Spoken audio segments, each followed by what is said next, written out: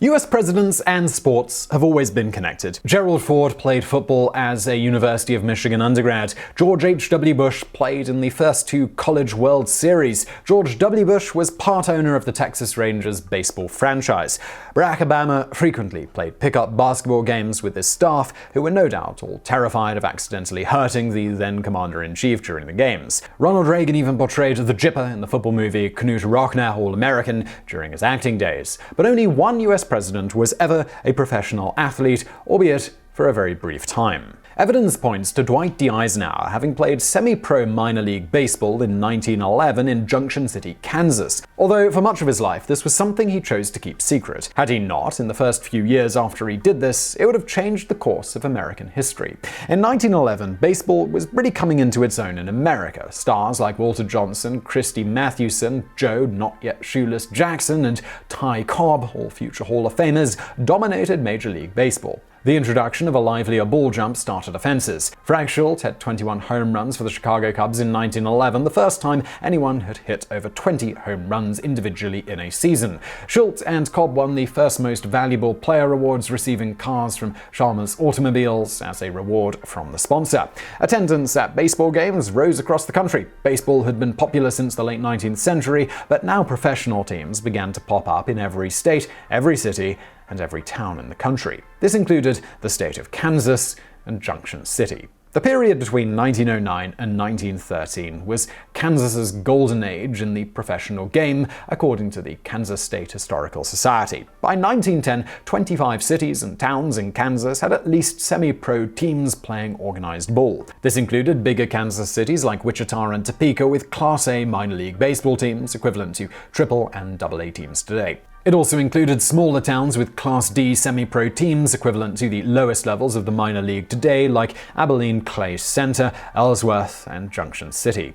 Junction City, so-called because it was where the Wisconsin Valley Railroad intersected the Wisconsin Central Tracks, actually wasn't even its own village until June of 1911. Annexing itself from the nearby town of Carson, they held elections for officers in the village hall on the 6th of June. 23 voters went to the polls that day and elected Jacob Skiba president of the village of Junction City. Despite not actually governing itself until 1911, Junction City had a baseball team in the Central Kansas League beginning in 1909. For the first 2 years of their existence, the Junction City Soldiers were not particularly good, never finishing higher than 5th in the league. As the 1911 season approached, the Soldiers and all of the teams in the Central Kansas League began to recruit new young players. Dwight D. Eisenhower was born in Denison, Texas on October 14, 1890. 2 years later, the Eisenhower clan made the 400-mile trip north and moved to Abilene, Kansas, a place the general and president for the rest of his life considered his hometown. He was an active kid and,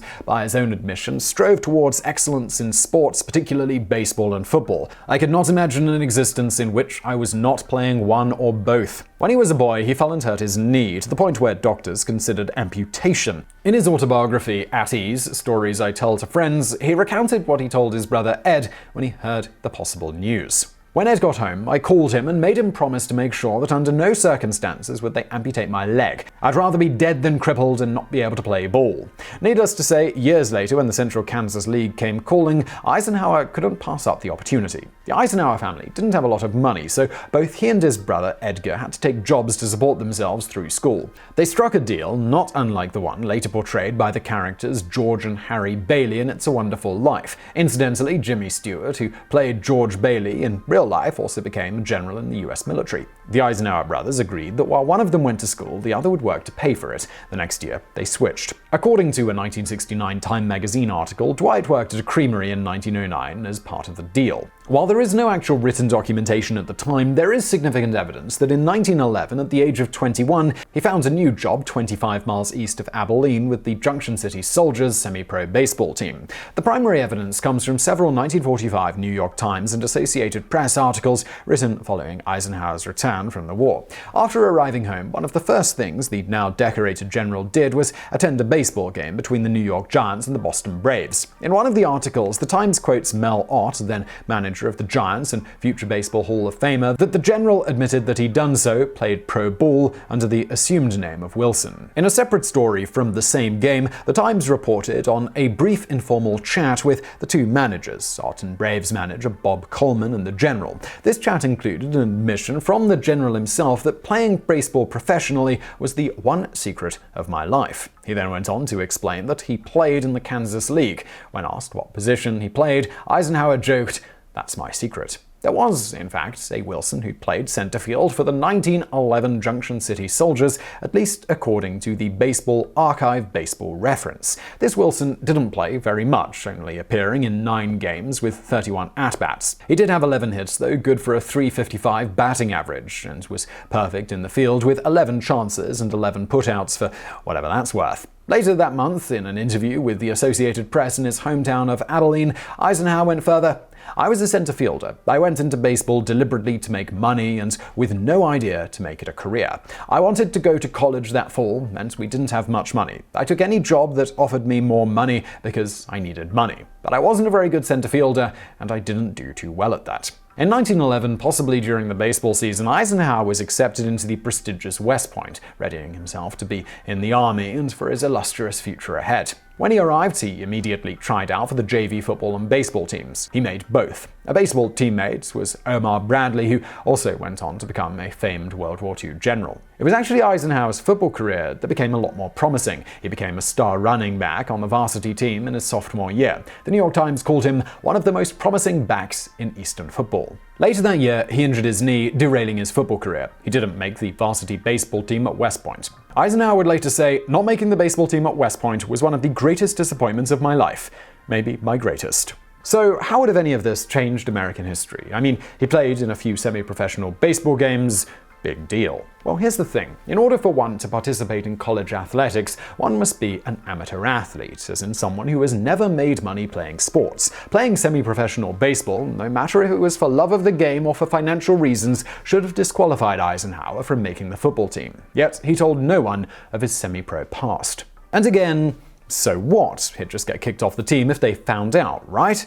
Well, not quite. The Cadets Honor Code states, "A cadet will not lie, cheat, steal, or tolerate those who do." While the code didn't get formally written until 1922 with the impetus from then Superintendent of the Academy, Douglas MacArthur, it was still very much applied and honored. Today, cadets have to sign such a pledge. It is not known if in 1911 West Point required an actual signature as well. Either way, an officer's word was his bond, and deliberate violation of this was a serious offense in the eyes of the school. If Dwight D. Eisenhower had been discovered to have lied about his lack of amateur status, he would have been not only kicked off the team, but kicked out of the academy. History would have never had the great General Dwight D. Eisenhower, nor President Dwight D. Eisenhower, who is generally considered to be one of the top 10 US presidents to date. By 1945, Eisenhower, or at least someone close to him, realized that thanks to his little lie, maybe it wasn't such a good idea for him to talk about his semi-pro career, especially if he had political aspirations. In fact, within the collected presidential papers at the Eisenhower Presidential Library in Abilene, Kansas, in A Guide to the Historical Holdings of the Dwight D. Eisenhower Library, Sports and Recreation, there is this. DDE Personals Memo by Schultz 8361 re DDE playing semi-pro baseball. DDE did play professional baseball one season to make money. He did make one trip under assumed name, did not say whether Wilson or not, but he says not answer this because it gets too complicated. If he had been found out while still in school, he would have been kicked out, and the world would have likely never known the name Dwight D. Eisenhower. Then again, this may have suited Eisenhower just fine. Later in life, he told the press this story. A friend of mine and I went fishing, and as we sat there in the warmth of a summer afternoon on a riverbank, we talked about what we wanted to do when we grew up. I told him I wanted to be a real Major League Baseball player, a genuine professional like Honus Wagner. My friend said that he'd like to be President of the United States. Neither of us got our wish. And now for some bonus facts. Eisenhower's football career was actually cut short in a game against legend Jim Thorpe, who himself was just returning from his triumphant 1912 Olympics. With the future president's team losing 27-6, Eisenhower was tackled at a bad ankle and his knee buckled. He had to be carried off. Later that year, he hurt the same knee again in a horse riding accident. Eisenhower never played football again. On the website of the Eisenhower Presidential Library, buried in the biographical section, it actually speaks of Eisenhower potentially playing professional baseball in 1913 as well, stating he returned to Abilene for the summer following his sophomore or yearling term at West Point in 1913, when he may or may not have played semi-professional baseball. By 1913, it wouldn't have mattered all that much. His football career was done due to his knee injury, and baseball wasn't on the cards for him while at West Point. He wasn't playing amateur sports any longer, so his eligibility wouldn't have been compromised by taking a summer job playing baseball, and he wouldn't have had to lie about it. So I really hope you found that video interesting. If you did, please do hit that thumbs up button below and don't forget to subscribe. Also, if you enjoyed this video, please do check out another channel I do called Biographics, where I think we've done a video about Dwight D. Eisenhower himself, so please do check out that channel. It is linked to below. And as always, thank you for watching.